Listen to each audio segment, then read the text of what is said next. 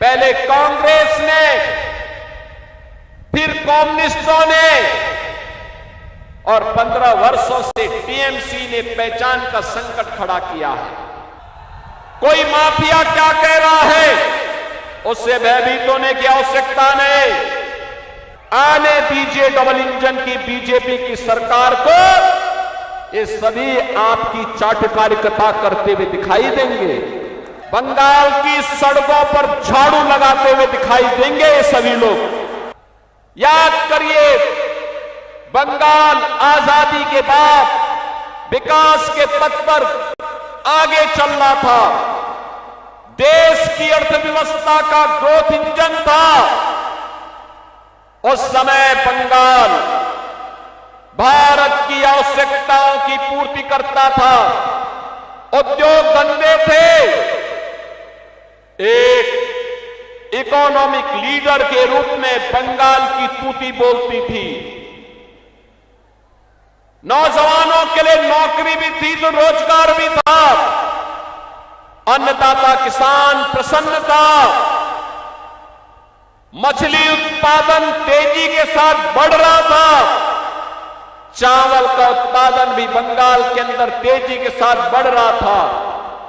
लेकिन पहले कांग्रेस ने, फिर वामपंथ ने और 15 वर्षों में टीएमसी ने इसको भ्रष्टाचार का, भय का, अराजकता का एक केंद्र बना करके आज चावल का उत्पादन घट रहा है। मछली उत्पादन का काम कम हुआ है। यहां के संसाधनों पर माफिया हावी हो रहे हैं। नौजवान के लिए नौकरी और रोजगार गायब। किसान प्लान करने के लिए मजबूर है क्योंकि उसको उसकी उपज का दाम नहीं मिल पाता है। यूपी के अंदर आलू का दाम 15 से 16 रुपया किलो मिल रहा है और बंगाल में 1 से 1.5 रुपया मात्र मिल पा रहा है। इतना अंतर है। बहनों और भाइयों, आज मैं आप सबसे यही कहने के लिए आया हूं। मैं आपसे एक ही बात कहने के लिए आया हूं। आप चिंता मत करिए। टीएमसी के गुंडे क्या कह रहे हैं, भयभीत मत होइए। कोई माफिया क्या कह रहा है उससे भयभीत होने की आवश्यकता नहीं। कोई मौलाना क्या पक रहा है उससे चिंता करने की आवश्यकता नहीं। आने दीजिए डबल इंजन की बीजेपी की सरकार को, ये सभी आपकी चाटुकारिता करते हुए दिखाई देंगे।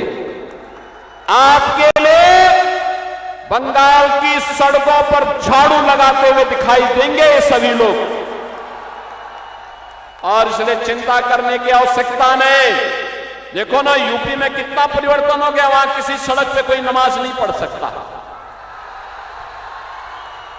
नहीं पढ़ सकता।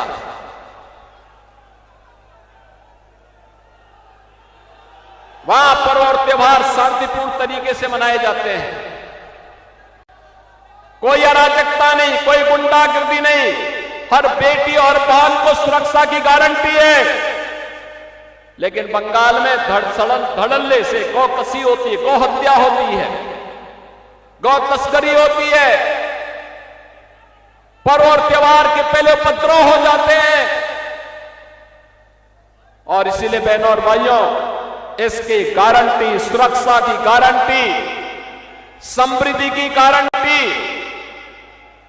आने वाले उज्जवल भविष्य की गारंटी केवल और केवल बीजेपी है।